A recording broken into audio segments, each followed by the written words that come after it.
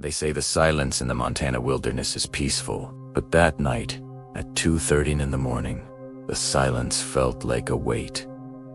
I woke up instantly, no grogginess, just a sudden sharp realization that something in the cabin had changed. I stayed perfectly still, staring up. Then came the sound. 3 heavy, rhythmic thuds vibrating through the floorboards directly beneath my back. It wasn't the wind. It was deliberate. After the thuds, there was a dragging sound, something massive and heavy being pulled slowly across the raw wood in the crawl space right under us. I looked at Ava. She was still fast asleep, oblivious to the horror manifesting beneath her bed. I didn't want to wake her yet. We had arrived only 2 days prior. The cabin was a weathered relic of the northern frontier, isolated by miles of dense, suffocating pine forest. As the sun dipped below the jagged peaks, the silence felt heavy. There were no birds, no wind, just the crunch of snow under our boots. Inside, the cabin felt tired. The kitchen was rustic, smelling of old pine and dust. Every step we took was greeted by a sharp groan. I found a picture frame on the wall. The glass hadn't just cracked. It looked like it had been punched outward from inside the photograph. Ava tried to make light of the creepy atmosphere, but I couldn't shake the feeling that we were being watched from the dark loft above. On the 3rd night, the power died. Total darkness swallowed us. I stood in the kitchen, hearing distinct, heavy footsteps pacing in the loft. I grabbed a flashlight and swept the beam across the rafters. Nothing. Just old boxers and a stained mattress. But the footsteps had been real. Outside, a blizzard began to rage. The snow piled up against the windows, sealing us inside this wooden box. There was no way out. I saw it for a second. A tall, limping silhouette passed right by the kitchen window. It didn't look human, yet it walked like one. I sprinted to the door and threw it open. There was nothing but white chaos. No footprints on the fresh snow. How was that possible? That's when I noticed the rug in the kitchen. I kicked it aside and found a rusted metal ring handle set into the floorboards. It was locked with a heavy padlock, layered in decades of grime and rust. It looked like it hadn't been opened in a lifetime. I knelt down and smelled the air coming through the cracks. It was nauseating. The smell of metallic blood and ancient wet rot. The pacing started again. This time, it moved from the loft toward the ladder. Whatever was up there was coming down to meet us. I grabbed the heavy fireplace poker, my knuckles white. I watched the loft opening, waiting for a face to peer over the edge. Primera climbed up my flashlight, trembling. The loft was empty, but the mattress had been dragged to the very center of the floor. And the center of the mattress was a fresh, wet stain, dark and spreading. It hadn't been there when I checked earlier that evening. I climbed back down and saw them. Wet, bare human footprints leading from the dark hallway straight to the hatch in the kitchen floor. I couldn't take it anymore. I grabbed a hammer and smashed the padlock. The sound of breaking metal echoed like a gunshot in the silence. As I cracked the hatch open, a wave of decay hit me. It was the smell of something that had been dead. It was still moving. My light revealed a narrow ladder descending into a dirt crawl space. At the bottom sat a single, small wooden chair, facing the darkness. Then I heard it, just inches below the opening. Heavy, wet, shaky, human breathing. Someone was standing right there, just out of sight. I slammed the hatch shut and dragged the rug back over it. My heart was hammering against my ribs so hard it hurt. We spent the rest of the night huddled against the front door, knives in hand. We could hear scratching coming from every inch of the floor. At 5 a.m., I looked out the window. Something was circling the cabin in the sub-zero temperatures, leaving deep, bare footprints in the snow. At daybreak, we ran. As we scrambled to the car, I saw where the footprints led to a hidden exterior door buried under the snowbank. We didn't look back. I drove until my hands stopped shaking, leaving that mountain and that cabin far behind us. But in our haste, we left something behind. Ava's phone was still sitting on the kitchen table, right next to that hatch. I keep thinking about the moment I looked down that hatch, the moment I realized I wasn't the only one with a light. I saw it. For a split second, a tiny circle of light from another flashlight, pointing directly back up at me from the darkness.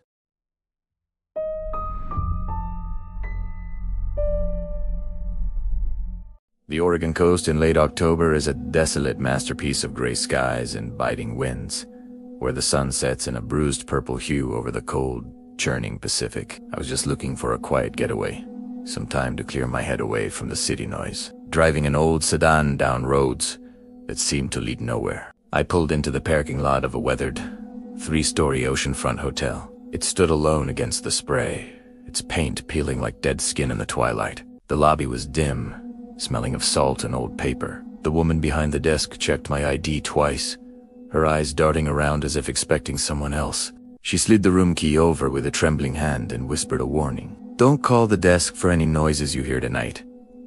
It's an old building." The 3rd floor felt colder. My footsteps on the damp, matted carpet echoed too loudly, as if the walls were leaning in to listen to my arrival. When I stepped inside, the room felt occupied. A lamp was already burning low, and I noticed fresh water spots in the sink, as if someone had just left. Midnight brought a strange rhythm. Slow, deliberate footsteps began pacing back and forth directly above my bed. 12 steps one way, 12 steps back, never stopping. Then came the voice, a low, dry whisper from just outside the bathroom door. It didn't sound like the wind. It said, "Still in here." I grabbed my phone and shone the light. The bathroom was empty, but the mirror was completely fogged over, as if a hot shower had just been taken. The morning brought no relief. A heavy, suffocating sea mist rolled into the town, swallowing the streets and turning the world into a gray, featureless void. At a local diner, I mentioned the hotel's 3rd floor. The waitress froze, her expression shifting to one of visible dread before she turned and walked away. When I returned that evening, the lobby was plunged into darkness. No one was at the desk, and only static hissed from a radio behind the counter. I climbed the stairs in the dark. Below me, I heard footsteps matching mine. When I stopped, they stopped. When I moved, they moved, always one flight behind. Across from my room, the door to 302 was covered in deep, jagged scratches. They looked fresh, as if something had been desperately trying to claw its way out. Late that night, a single, deliberate knock hit my door. I held my breath and looked through the peephole. The hallway was empty. There was no one. Then, a whisper came from right behind the wood, so close I could almost feel the breath. "Wrong room," it said, followed by a low, guttural chuckle. The power flickered once, twice, and then died. In the sudden pitch black, the bathroom door creaked open, revealing a sliver of darkness even deeper than the room. I watched in horror as the shower curtain was pulled shut by an invisible hand. A heavy, wet weight shifted behind the plastic, settling into the tub. I bolted into the hall. Room 302 was open now. Inside was nothing but a stained mattress and words scrawled on the mirror. "He is still here." At the end of the hall, a tall, imposing figure stood by the elevator. He was drenched in rain, facing the back wall with his arm at an angle. He tilted his head back with a sickening crack and spoke in a voice that sounded like wet earth. "You're in his room," he croaked. I didn't wait. I ran from my car and sped away into the pouring rain, never once looking back until I was miles away from that cursed shore. The next day, I called the hotel manager. He sounded confused. "Sir?" he said. "The 3rd floor and the elevator have been boarded up for over a year." I reached into my bag and found my keycard. In permanent black marker, someone had written, "Still in here. I haven't slept since."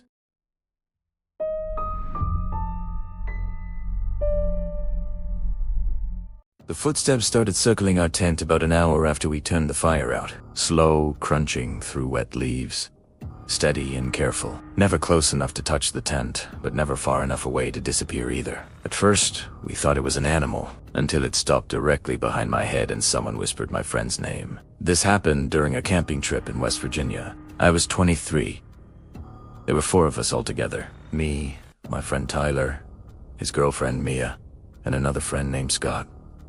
We'd planned the trip casually. Tyler found an old hiking trail online that supposedly led to abandoned fire watch towers deep in the woods. The trail wasn't on any official park map, which should have probably stopped us, but Tyler treated that like part of the adventure. The drive there took almost 6 hours through narrow mountain roads and tiny towns that looked half empty. By the time we reached the trailhead, it was late afternoon and raining. There was only one other vehicle. An old pickup truck covered in mud, no plates on the front. Nobody around it. I remember joking that it looked like the beginning of a horror movie. The woods were incredibly dense. Tall trees packed so tightly together the daylight barely reached the ground. About 2 hours in, we passed an old wooden sign nailed to a tree. Most paint had faded except for one word. Turn back. Eventually we reached a small clearing near sunset. The trees surrounding it leaned inward in uneven ways that blocked most of the sky. There were piles of rocks stacked around the edges like crude markers. Mia asked if anyone else smelled something rotten nearby. While collecting wood, I noticed there were no animal sounds. No insects, no birds, just wind moving through branches overhead. Around dark, the rain finally stopped. We sat around the fire drinking beer. Tyler kept insisting we hike to the tower in the morning. Mia mentioned she'd seen another tent deeper in the woods, small and gray. Tyler said she probably mistook rocks or branches for it. Around 11 p.m. we killed the fire and climbed into our tents. Everything became incredibly dark, the kind where your eyes never adjust. The footsteps started, moving in a slow circle around our tents. One full lap, then another. Always the same pace.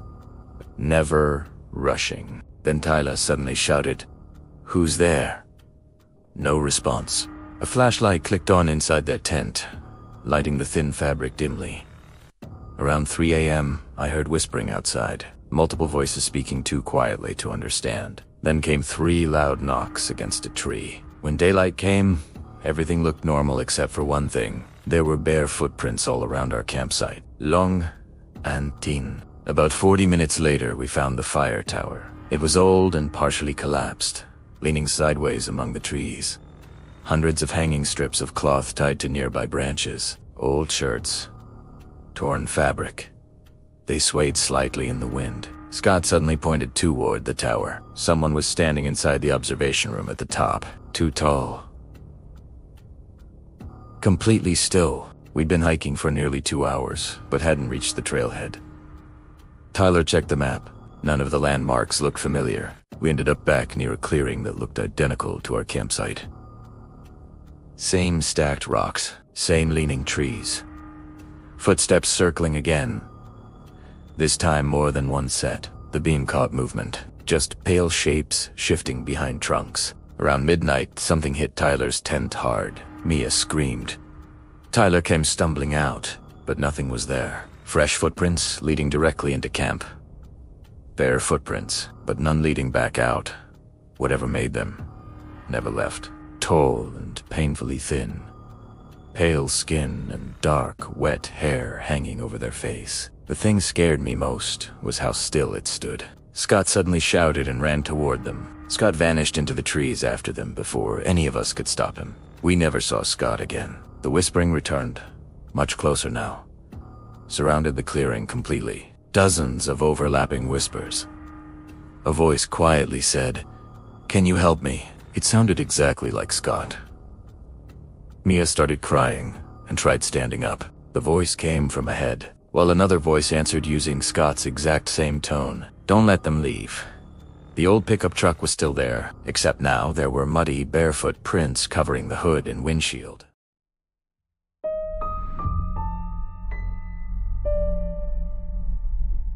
The light outside the window turned on by itself at exactly 2:47 a.m. Even though the lighthouse had been decommissioned for years, I remember because I was already awake, lying there in the dark listening to something scratching inside the walls.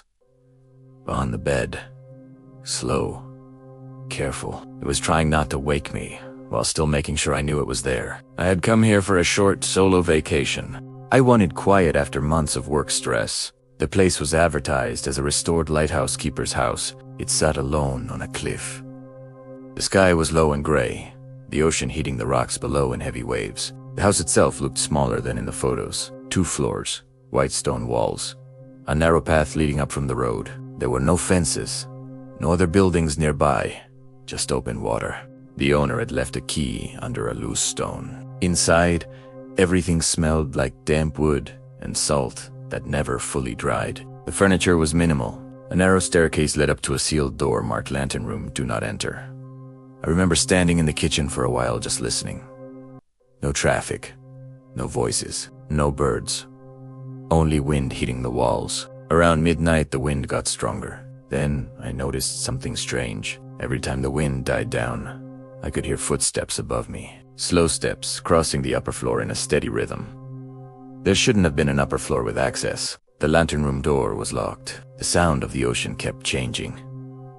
Sometimes it sounded close. Sometimes it sounded like it was inside the house instead of outside it. The next day, the weather got worse. I drove into the village for supplies. The people there were polite, but distant. The woman behind the counter told me no one should be staying in that house during storm season and changed the subject quickly. That night I started hearing tapping sounds coming from inside the walls. Structured. 3 taps. Pause. Then 2. Then 3 again. I pressed my ear against it once and thought I could hear breathing on the other side. Slow and uneven. Around 3 a.m. I heard something move across the ceiling directly above me. Not footsteps this time. Dragging. Like something heavy being pulled. Instead, I heard the lighthouse light outside turn on. A steady beam of white sweeping across the windows. I went outside immediately in the rain, barefoot. The tower was dark. No light. No movement. Nothing. But when I returned inside, the house light was already on again, sweeping across the walls like it was coming from somewhere above me. At one point, I climbed the stairs and stood outside the locked lantern room door. A faint light was glowing from the edges of the frame. I knocked once. The moment my knuckle touched the wood, everything inside the house went completely silent. No wind, no ocean, nothing. Then, from behind the door, I heard a voice say my name, very softly.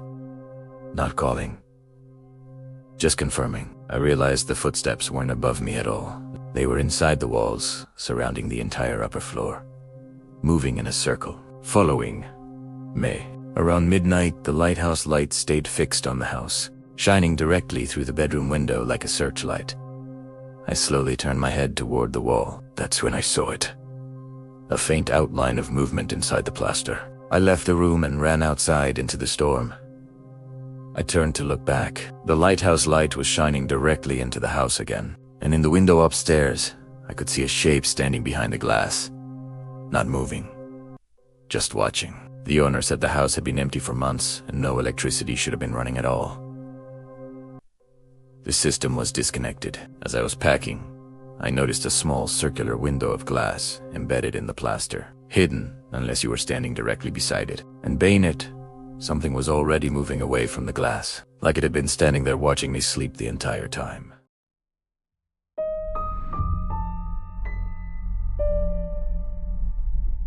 The driver never turned around when I screamed that the road ahead wasn't there anymore. Just kept driving into the fog, like he already knew I couldn't leave the car once we passed the last town. I remember pressing my hand against the window and realizing there were no headlights behind us anymore, even though we had just come from a highway. This happened during a winter trip I took alone through the Carpathian Mountains in Romania. I was doing a cheap travel route across Eastern Europe, mostly staying in hostels and small guest houses. Nothing unusual. I'd been traveling for 2 weeks already when I decided to take a scenic shortcut offered by a local driver near Brice. He said it would cut 6 hours off my route. It sounded fine. The man didn't look suspicious, mid-40s.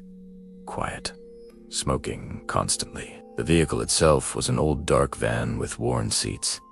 The inside smelled faintly of damp fabric and gasoline. He didn't speak much English, and I didn't speak Romanian, so most of the ride started in silence. The road at first was normal enough, winding through small villages and forest stretches. Snow had started falling lightly. About an hour in, I noticed we hadn't passed a single other car in a long time. No signs either. Just forest. I checked my phone and realized I had no signal, which I assumed was normal for mountain areas. The driver eventually took a turn onto a smaller road that wasn't paved. That's when things started feeling off. The snow got deeper, the trees closer, and the road narrower until it barely looked like a road at all. I asked him how much longer it would take, and he just nodded without looking back. After 30 minutes, the road ended. Not at a village or checkpoint, just ended, like nature had taken over. I told him we needed to go back. That's when he finally spoke. One sentence in Romanian that I didn't understand. Then he turned off the engine.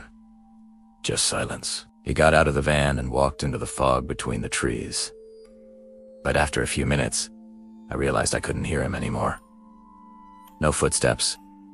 Just wind moving through branches. The silence that followed felt unnatural, quiet, like something had been removed. I stayed in the van for 10 minutes. Eventually I got out because sitting there felt worse than not knowing. The cold hit immediately, sharp enough to sting. The fog was so thick I could barely see the front of the van. I called out for the driver, but my voice disappeared. I started walking along what I assumed was the road, but I realized there were no tire tracks in the snow anymore. That was the first moment I felt something shift from confusion into real fear. Pre-med I turned bike, but the van was gone. The fog had swallowed it completely. I tried walking in different directions, but everything looked identical. Trees, snow, fog. The more I walked, the more I noticed the forest wasn't changing. Same broken branches, like I was circling something. Eventually I stopped moving because I started hearing something behind me.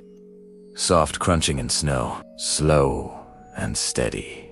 I turned immediately, but there was nothing there. The sound stopped the moment I turned. I waited, and then it started again, closer this time, but still behind me. My voice felt weak, like the air was swallowing it. The footprints I had made earlier were disappearing, not being covered by wind, just fading, like they were never deep enough to stay. That's when I saw headlights in the distance, two pale lights between the trees, flickering slightly in the fog. I ran toward them without thinking, but as I got close, I realized they weren't headlights.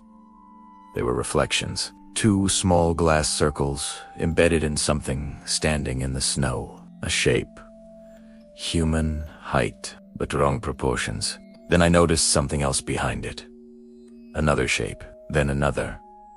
All of them motionless, waiting. I backed away slowly, but the moment I moved, I heard the crunching snow behind me again.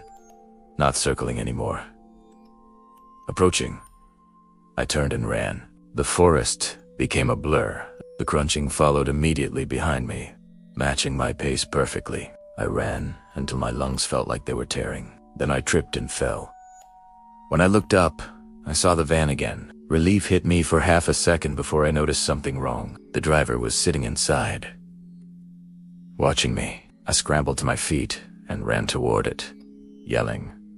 He didn't move. When I reached the window, I realized his face wasn't fully visible. The radio inside was on, emitting faint static, and beneath the static, I could hear something else. Breathing. Not from the driver, from somewhere else. The driver slowly turned his head toward me and pointed behind me. I didn't look.